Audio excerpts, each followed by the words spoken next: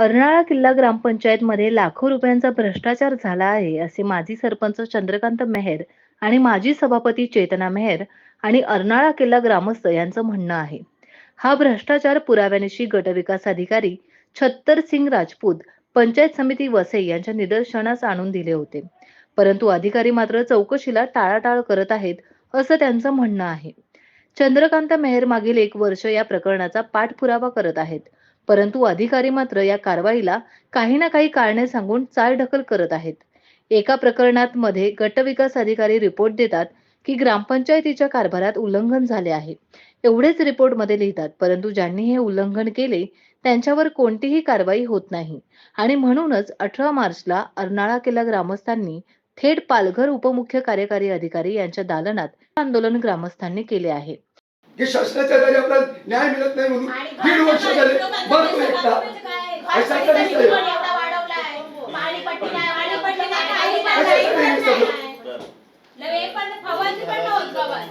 आणि कुठल्याही प्रकारची फवारणी मिळत.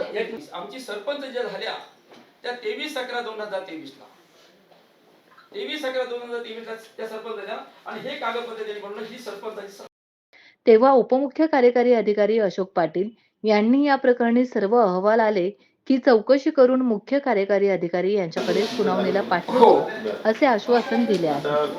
तुमचा पहिला जो अर्ज होता 17 तारखेचा, हो 17/11/2025 चा, बरोबर. 17/11/2025 च्या अनुषंगाने त्याच्यावर व्हिडिओचा अहवाल आलेला आहे आपल्याकडे. हो लक्षात आलं का? त्या अहवालाच्या अनुषंगाने आम्ही सादर करतो माननीय मुख्य कार्यकारी अधिकारीकडे. हो ते सांगतो मी, त्यांच्याकडे सादर करतो. आपली प्रथा अशी असते की जो अहवाल आला त्याच्या अनुषंगाने आम्ही ते तपासतो आणि तपासल्यानंतर आपण मग फायनल अंतिम निर्णयासाठी सीओ साहेबांकडे सादर करतो. मग त्याच्यामध्ये समजा जर एखाद्या कारवाईचा जर मुद्दा जर असेल त्याच्या अनुषंगाने मग आपण काही कारवाई ज्या आहेत सरपंचाच्या संदर्भातल्या ज्या आहेत ते जिल्हाधिकाऱ्यांच्याकडे त्याच्यात असेल तर पाठवतो आणि बाकीचे जर 3900 प्रमाणे जर असतील तर त्या कारवाईचा प्रस्ताव आपण विभागीय आयुक्त साहेबांकडे आपण पाठवून देतो. आणि पंचायत अधिकारी वगैरे जर असेल तर ते प्रस्ताव जे आहे ते आपल्या स्तरावर आहे. हे सगळे जे अहवाल त्याच्या अनुषंगाने साहेबांकडे हे करतो आणि जर आपण अहवालाशी असंमती दर्शवली जर असेल तर माननीय मुख्य कार्यकारी अधिकारी यांच्या मान्यतेने त्यांच्याकडे आम्ही सुनावणी आयोजित करतो. पण ते आता आम्ही सादर करतो आणि आपलं जे व्हिडिओचे आलेले अहवाल आणि आपण त्या अहवालाला नापसंती काहीतरी अमान्य केलेला आहे त्याच्या अनुषंगाने मग आम्ही प्रस्तावित करतो साहेबांच्याकडे समक्ष दालनामध्ये. जसं आता आम्ही सुनावणी आता घेतो.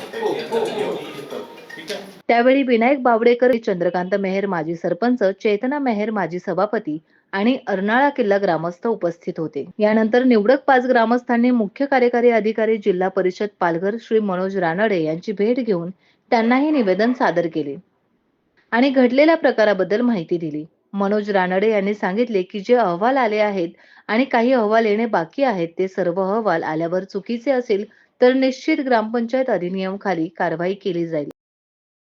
नाही, त्यांची तक्रार प्राप्त झालेली आहे.